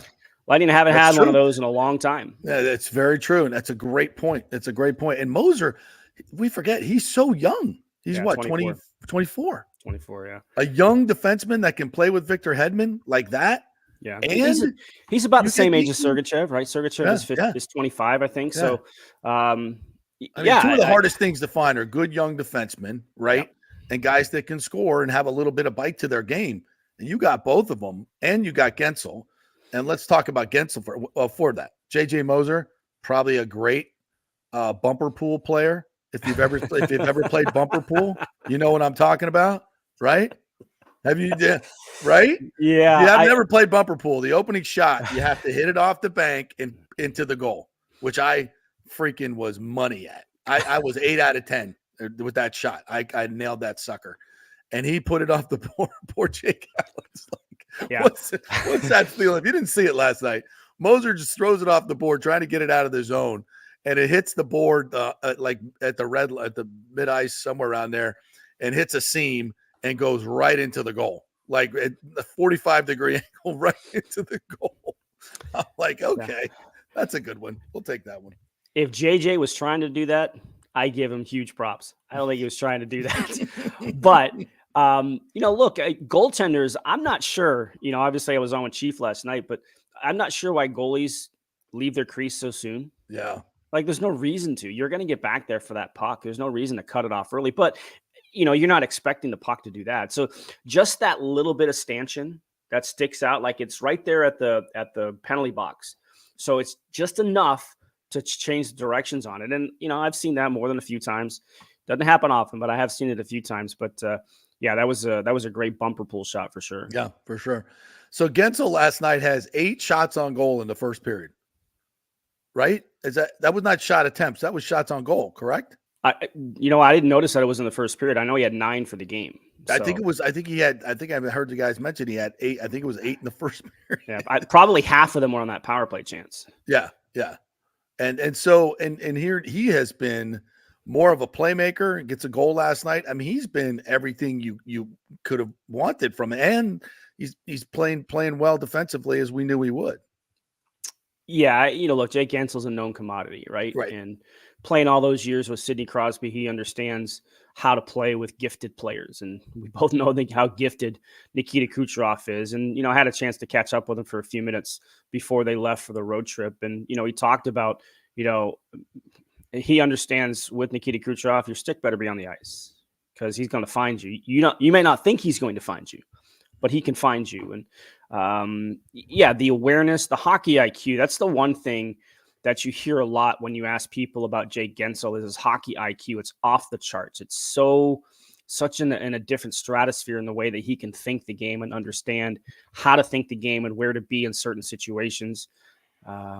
He's probably deserved to have a couple more goals on his spot right now, other than the 2 that he has, but that'll come. That's going to come.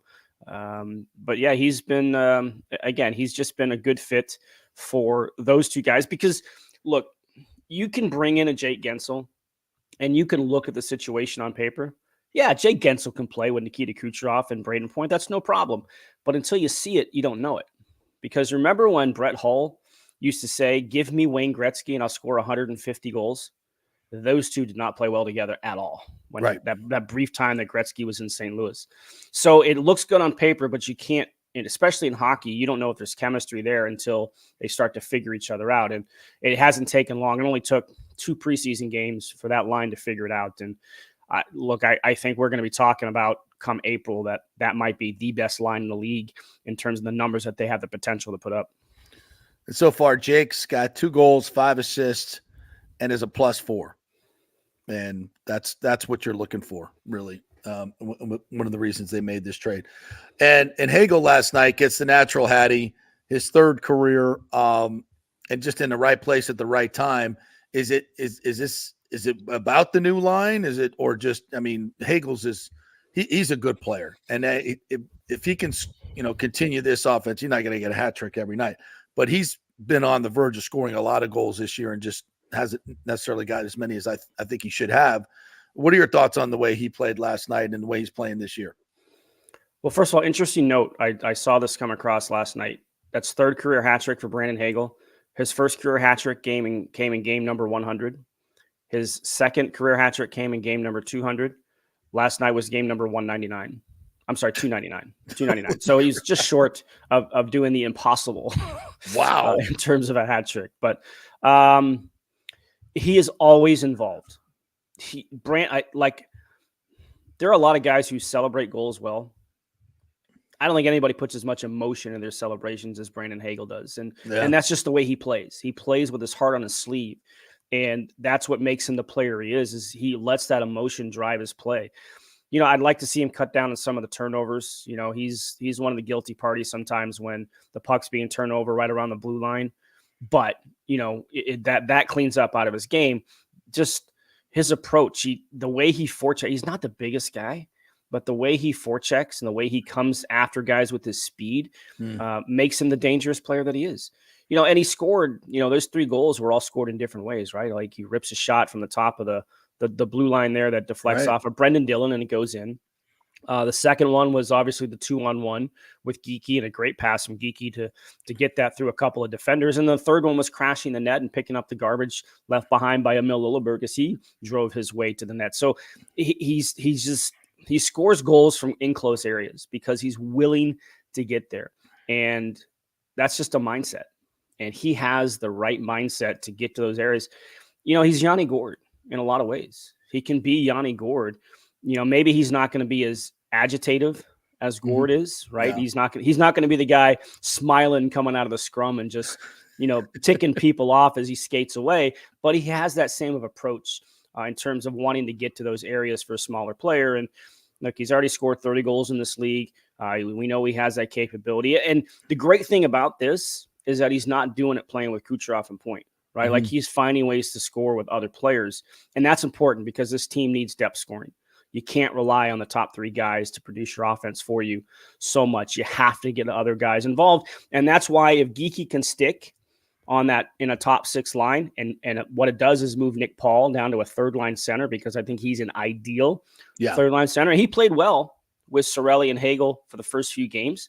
But if Geekie plays in the top 6 and puts Paul in that 3rd line center, now you start talking about how matchups and matchups and depth and everything kind of, help point this team in the direction they want to go.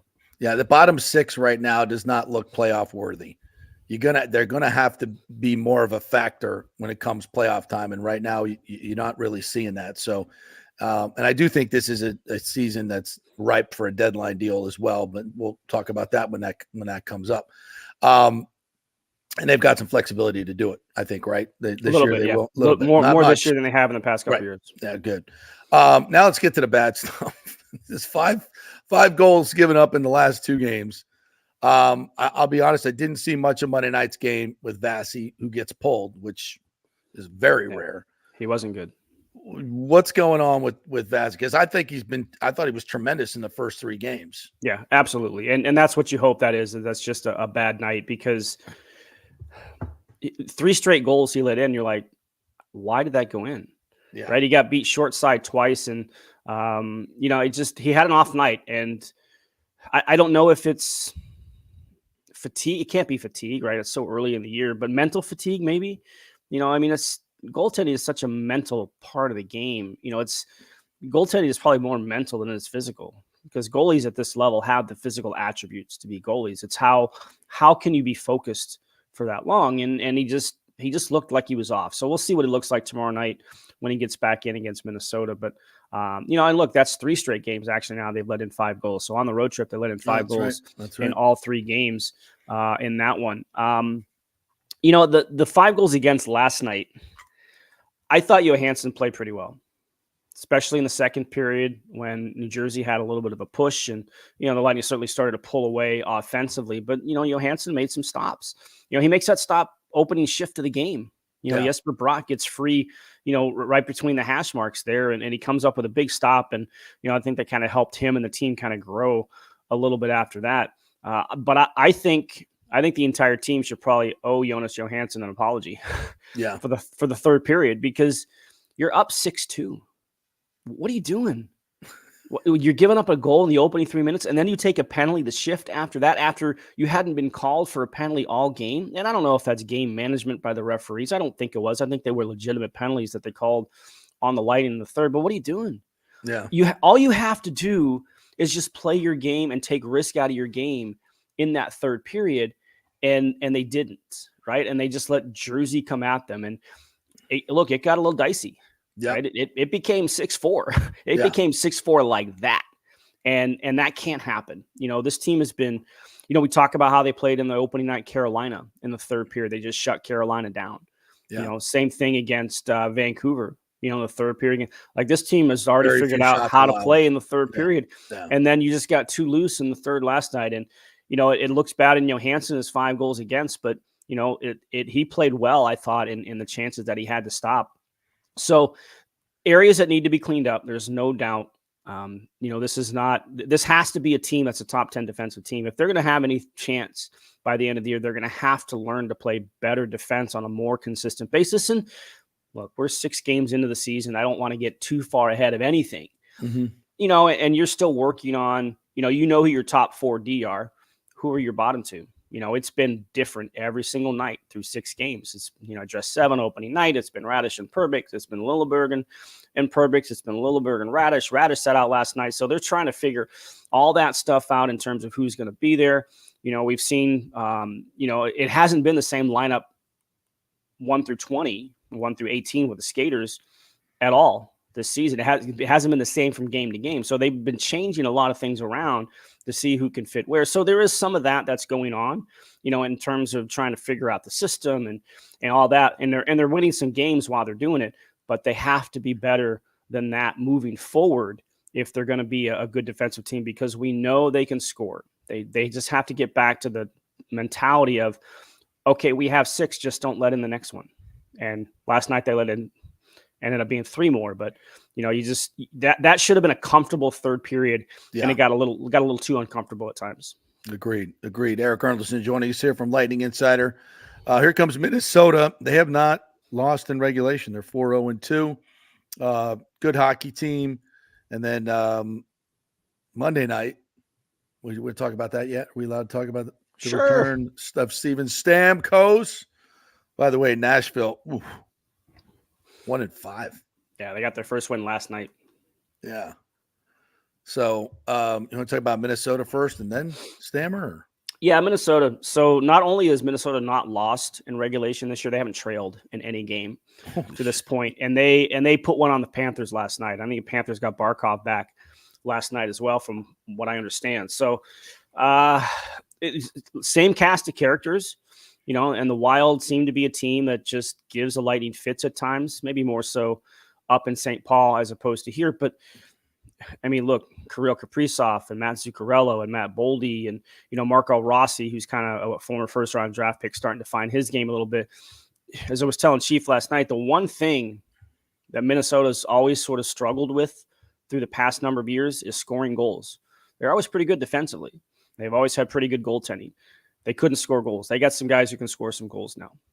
So you've added that element to their game. Jonas Gustafsson is having a great season. He's got a sub 2.0 goals against. I think his save percentage is north of 950. Again, small sample sizes here, but he started 5 of their 6 games. I assume he'll get the start again tomorrow. Minnesota's going to be a tough team. John Hines is there now. This will be his first full season taking over.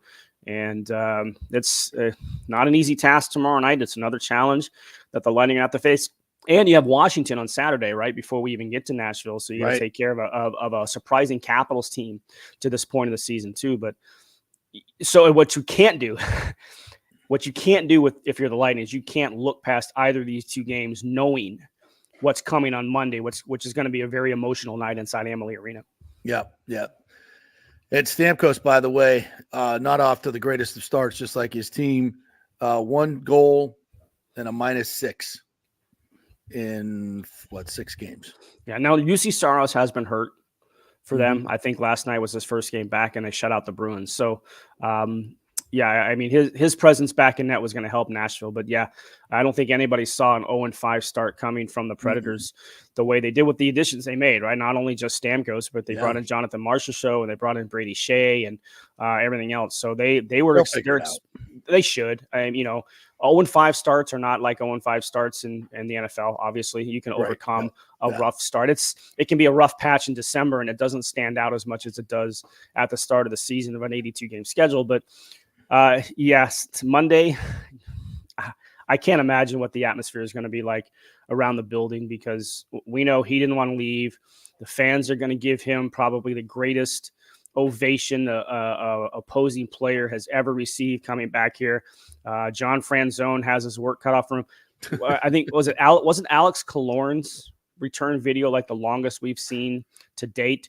This one might have to be. This might hold up the game returning with how this video is going to come out and how long it's going to be, and just the ovation that he's going to receive. It's going to be a special night to be in that building to kind of watch all that happen.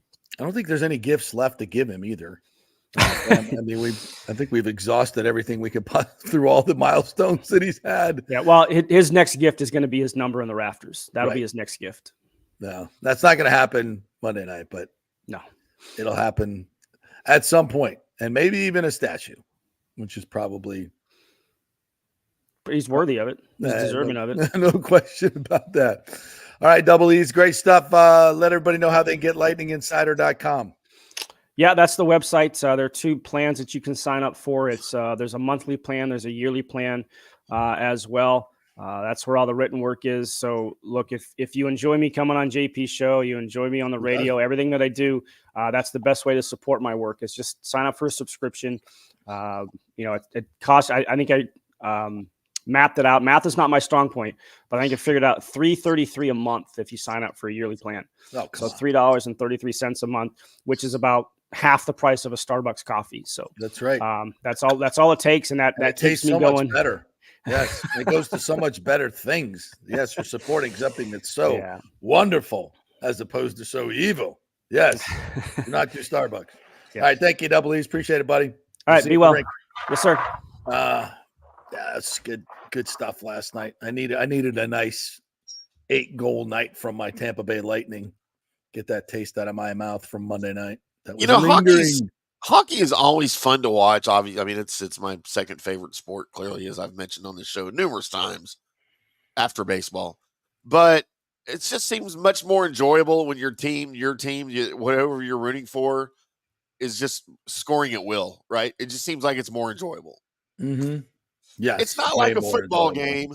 It's not like a football game where, your team, when they're up 59-7 or whatever, that's not always enjoyable, right? That gets to a point that it's just boring. But hockey, it doesn't seem like it's that way when the score is lopsided for some reason. No, because it's you like watching the beauty of the game, and when goals are scored, it's really good. When lots of them are scored, it's really fun. All right, we'll take a break. We'll come back. Want to get into some more Rays stuff. There's lots of stuff going around the NFL today. A lot of moves being made, and the Bucs have not done it yet. And we're going to talk a little bit about opening night of the NBA and the disgrace that is the Los Angeles Lakers. And we'll talk about that when we come back. We're brought to you by the great folks at Third Generation Plumbing. Many of you need a new AC unit thanks to the hurricanes that have come through here. And you want to deal with a company that's been around. There's a lot of fly-by-night companies that are moving in, stealing people's money. Make sure you go with the local companies that have been here since 1995. That's Third Generation Plumbing and AC. John Rodriguez, our good friend, will make sure that the service is great and you get what you pay for. It's thirdgenerationplumbing.com. That's the website. They do AC and all kinds of housework that you may need. Give them a call and tell them JP sent you. Back at 3. We've had a lot of fun with the monthly birthstones, and October is no different, where the birthstones are opal and tourmaline. All the colors of the evening sky are captured in the mysterious shifting hues of opal, and tourmaline has a color palette for every mood. Did you know that opals have been cherished for centuries, associated with royalty and good fortune? Tourmaline was once thought to protect against evil and enhance spiritual connection, adding to its allure. And during the 40th anniversary, you can find a special selection of this precious gemstone, from stunning rings and necklaces to elegant earrings and bracelets. Of course, Steve Weintraub handpicks every piece for its brilliance and quality. The expert staff will help you find the perfect gift, whether it's for a loved one, a special occasion, or a treat for yourself. Visit the Gold and Diamond Source today, where you'll always find the perfect gift. It's more than jewelry, it's love. Hey Tampa Bay sports fans, this is two-time LPGA major champion Jane Geddes here. After winning the US Open and 10 other LPGA events, I wanted to try something completely different. So I came right off the top turnbuckle and landed in the crazy world of WWE. And yes, you heard that right, that's WWE. Working for the Vince McMahon as the VP of Talent Relations for the company. Now, though, I want to work for you. Everything I've done in my life, I've done with incredible passion. And now I've turned my focus to leading the best real estate team in Tampa Bay, the Geddes Gordon Group with Keller Williams in South Tampa. If you're looking for a new home, an investment property, or looking to sell your current home, we will give you major championship level service. When you choose Geddes Gordon Group, you become part of our inner circle, like family. So if you're looking for a few golf tips or a golf course view, we're going to stripe it right down the fairway. Call me at 813-485-6808 or go to gettysgordongroup.com, or again, give me a ring at 813-485-6808. JP here for Third Generation AC and Plumbing. And Third Generation really says it all, folks. The owner, my friend John Rodriguez, has been in the AC and plumbing business since 1995. They built their business on honest assessments and doing great work on time for a great price. Simple, right? Did you know many AC techs are incentivized on big commissions to sell new AC units, and you might just need a drain cleared? So if you want someone you can trust, that's John Rodriguez and Third Generation Services. Check out the 5-star Google reviews. If you have a plumbing or AC emergency, call 813-961-8024 and a human will answer the phone. That's 813-961-8024 or go to thirdgenerationplumbing.com. Hey, it's football season, so we welcome back the FSU Football Report every Monday and Friday on the JP Peterson Show, sponsored by those huge FSU fans at Italiano Insurance. They'll save you money as well. Just do a quick insurance checkup, 813-877-7799. They just saved me $500 on homeowners insurance. Who's doing that? Yeah, they just shopped it around, found a better, cheaper company, and we got a cheaper price. And business insurance. Make sure you're covered or you could lose your personal wealth. That's 813-877-7799. ItalianoInsurance.com. Go Noles. Ciao, Paolo Tini here, owner of Caffè Paradiso, one of South Tampa premier traditional Italian restaurant. We were recently voted number 3 on Open Table list of Tampa Bay's top 10 restaurants. We're very proud of that because we take great care of preparing each dish by hand with homemade sauces, pastas, only the freshest local ingredients. You won't see the big institutional vendor trucks pulling up to our back door. We get our seafood from local vendors. Sometimes I even drive out to Topper Springs and pick out our daily catch right off those boats. So stop by and say hello. Try our traditional lasagna, the fresh veal, some of our signature dishes like capelli al granchio, that is angel hair with lump crab meat, our branzino, that is a sea bass. We're located at 4205 South McDill, and you can make a reservation on Open Table and read all the great reviews. See you soon. Ciao. Grazie. Let's go. Right now. Back to the show on FanStream Sports. All right, welcome back to the JP Peterson Show here on this Wednesday. That is Tim Ham, DSP Media, IndyCar Tim, joining us here today. Looking forward to seeing you guys coming up this week. Oh, you fireball? You ready to fireball? I don't know. Are you ready for me to fireball? I want to drink a toast to the one of the greatest moments in NBA history that happened last night. I don't want to drink to that, but okay. Oh, come on. Drink to you. He's clearly the greatest player in the history of the game. You know who I'm talking about, the great LeBron James. Who, by the way, didn't know Wilt Chamberlain was still playing. By the way, broke a record last night held by Kobe Bryant. What record was that? The most idiot player ever? Most missed shots in the history of the NBA. True.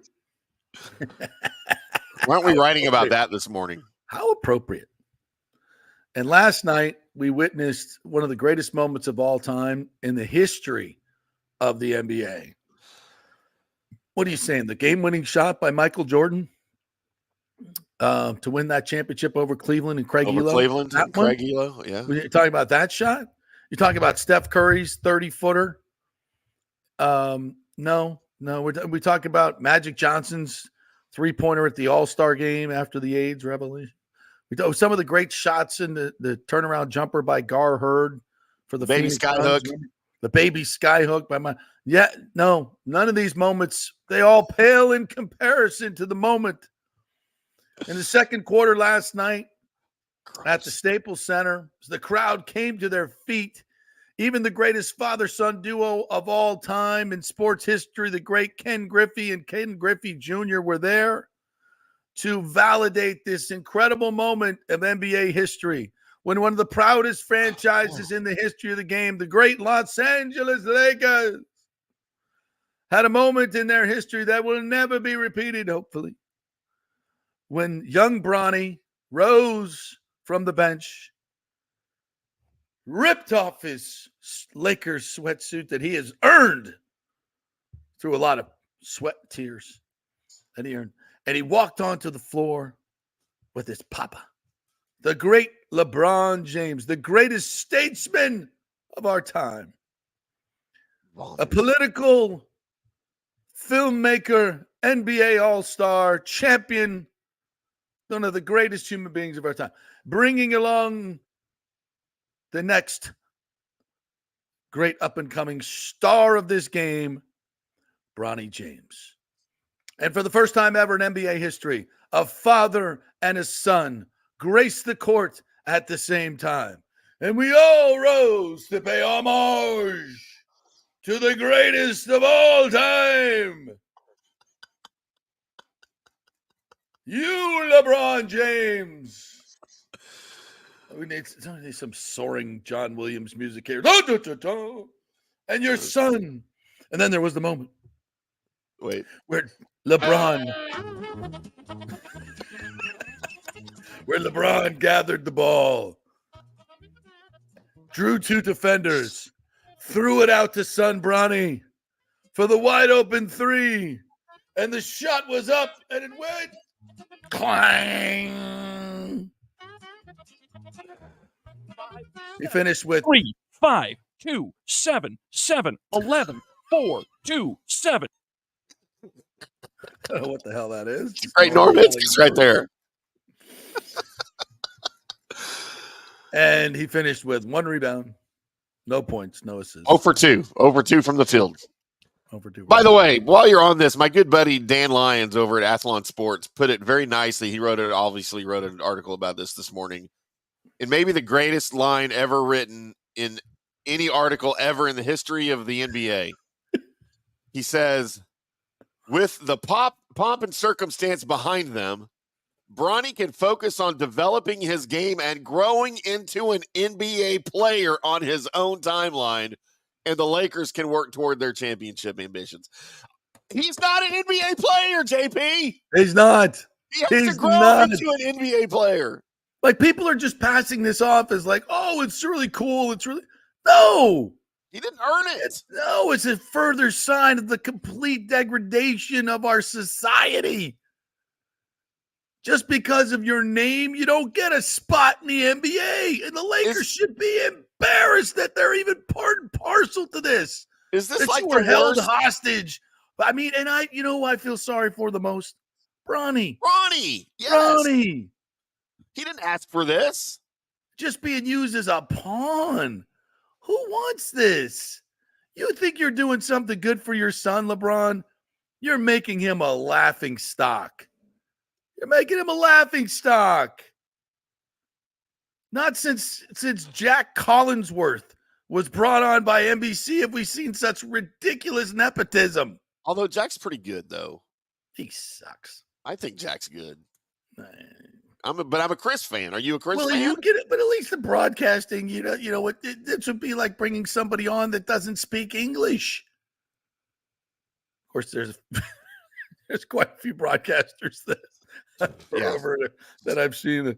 The line forms to the left. No, the far left. Is this left. The worst example ever of the world's biggest, most egregious participation trophy ever, right? Ever. And the people are standing. They're standing ovation. For what? What are you standing for? What are you standing for? And poor JJ Redick, who's trying to make his mark as a coach for the first time ever, gets stuck with this circus. How do you draw up this play? And we're going to set a screaming at you and we get Bronny free. Let me think. Are there any other guys on this team? Dude, the coach would be a better shot taker in that situation. He's probably a better NBA player right now, right? Than Bronny. Of course he is. Come on. This is ridiculous. And the most ridiculous part of it is you watch the play. People are standing for this. They're standing and they're cheering for this. Like a bunch of lemons. They told me to cheer because LeBron James told his son on it. Okay, woo. I'm going to pay $25 million for my courtside tickets. And I was here the night that the nepotism trophy was awarded. My God. What is wrong with you people? Do you have a brain? Can you think for yourself? And just go, what are we doing? This guy can't play. He doesn't belong in the NBA. He's here because his dad wants him to play. You want to play with your dad? And you act like you accomplished something? No, you're a laughing stock. And it's not his fault. Like, I would feel so weird, like bringing my daughter or son on stage and like for real going, oh, yeah, this is, this is the next that he's good enough to be on stage or she's good enough. I mean, my daughter is. She's amazing. But she has talent worthy of being on a stage. She does. She's earned it. She works at it. Not that he doesn't. He has. But you're not an NBA player, bro. I got to do this before I throw up in my mouth more. Here's to Bronny. Here's to Bronny, you poor soul. Cheers. Black coffee. Beautiful. How was that? Beautiful. That go down? So great. Yeah. That was good. Yeah. I mean. Here's breakfast this morning, JP. Oh, my God. Look at you. That is worthy. That is worthy right there. So, to finish this up, Yeezy enjoyed the yes, thank you. Thank you. Some of my finest work. Clearly. Oh, Lord. What are we doing in America? Nathan Elliott. You know what? The more I think about this, the more fired up I am. You know what? And somebody else said this too. What is this?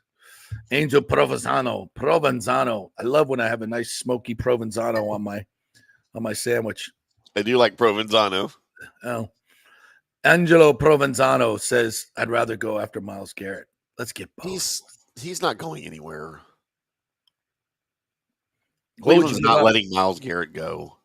We need an edge rusher, and I'm sure Jason Light's making plans to go out on the open market and buy one. There's no question. You got to have it. There's nobody on this route. Yaya Diaby may turn into a monster, but he may not. He may not. I will give you Micah Parsons right now for a first, second, and third. You can have him right now. You got to re-sign him, but I'll give him to you right now. He's got, you know what though? What he has now? He's got cowboy stank. That's a real thing, by the way. He's got cowboy stank all over him. And it's like living with a smoker. You just you can't get rid of that. You can't get rid of it, man. Yeah. It's like my Roxy Amelia, my mother, my wonderful mother, may she rest in peace. You stayed at her house for more than 24 hours. Like all your stuff smelled like smoke. Like it all smelled like smoke. He got cowboy stank all over him. The me, I, ripping your teammates in public constantly. And then they go out and play their best defensive game while you're sitting on your ass. Right. As much as I love his abilities. Yeah. Oh, he's great. Man, he would be a great fit, and Bowles would, Just tired of him. Tired of him here. I like Myles Garrett. And I listen, and good Aggie. The Bucks can go out and get Cooper Kupp. And think how exciting it would be. Yeah, and he pulls his hamstring again, and he goes, there's a higher probability of Cooper Kupp coming in here and playing great football than there was of us ever winning that game on Monday night. 6 minutes to go, 4 minutes to go, whatever you want to go. And you still believed in that. Well, I believe in Cooper Kupp coming in here and stemming the tide, get a couple of dubs. Mike Evans comes back, and now we're going into that soft schedule at the end of the year. We got a proven guy that's going to get – and it's not like Cooper Kupp, if he stays healthy, is going to be a 3-catch, 29. He's going for 14 a game. He's going for 12 a game. He's getting 16 targets out of that. Nobody knows that spot better than him. I mean, it's a complete game changer. Opens up the run game. Mike Evans comes back. You got a team you can take into the playoffs. That's granted if you fix your issues on defense, and clearly you got a lot of them. So this is Cooper Kupp's 9th season in the league. 8th season in the league. Do you know how many 1,000-yard seasons he has? In 7 NFL seasons, how many 1,000-yard seasons he's had? 4. 2. Wow. One of those was his breakout season, his Super Bowl MVP year. And he's done squat since. I don't understand the Cooper Kupp appeal, man. He's a good, serviceable, to me, number 2 wide receiver. And he's almost 32 years old, by the way. Yeah. And he's not a physical freak like Mike Evans. And you want Cowboy stank. His dad played for the Cowboys. Mm-hmm. His dad backed up Troy back in the day. I remember. For about half a season. There's some Cowboy stank there. No, he's never been in the actual uniform and been in the culture. He hasn't. No, he hasn't. By the way, what did Jerry say yesterday that was so stupid about Derrick Henry? Derrick Henry couldn't be successful on the Cowboys team the way it's set up, and he doesn't fit the scheme. He said Derrick Henry doesn't fit the Cowboys scheme. You know what you do, Jerry? You freaking change your scheme then, mother effer. Go effing get Derrick Henry and change your offensive scheme around Derrick Henry, you idiot. Wow. That was God, he says some stupid S. That was a Joe Biden moment right there. He's full of Joe Biden moments. He really is. 82 years old. They're the same age, right? Probably. I thought Joe Biden was 140. That's just in mental years. But he's still running the country. In case you didn't know, he's still running the country. My kid Eli, my 16-year-old asked me yesterday. He goes, "Dad, whatever happened to our president?" I'm like, "What are you talking about?" He goes, "Oh, I mean, there's Trump, and then there's Kamala, and what happened to the actual president?" I'm like, "That's a great question." He's still the president of the United States. He's still running the free world. He's still. People are like somebody called me a moron on Twitter because I dare suggest that Joe Biden and Kamala Harris are not running the country. That they are puppets. That there's somebody behind them. You MAGA moron! I don't call myself as MAGA. That person. I'm a moderate with a brain at best, can see. And you actually think Joe Biden was running the country. You actually think that he was the president making these decisions. You really think that the dude can't tie his shoes and hasn't been able to since he was in the campaign. He can't eat solid food, but he's running the country. God. And Kamala, she's running the country. Good Lord. I'll take the puppeteer over her. Yeah. Are you kidding? Well, no, I won't because I know what's going on there. Yeah. I mean, you freaking kidding me? God, you're making me want to drink again. Yeah, I'm going to need 10 fireballs after this. All right. Thank you, boys and girls, for checking out this incredibly horrible show that we did today. It's That was great. What do you that was mean? fun. That LeBron James diatribe was one of my finest, I must admit. I hate Had some LeBron fun with James. that. I had some fun with that. But the absurdity of it all. And then we're actually standing like Nathan said, I heard my name. What did I miss? Well, you missed it, Nathan. oh my God. Missed it. Oh, so good. All right, everybody have a great Wednesday, the rest of your day. We will be back more tomorrow. Fun and frivolity. Hopefully the Bucks add somebody to the wide receiver core. Who knows what's going to happen? We still got a lot of football left. Have a great day, everybody. Great job, Timmy. We'll see you tomorrow.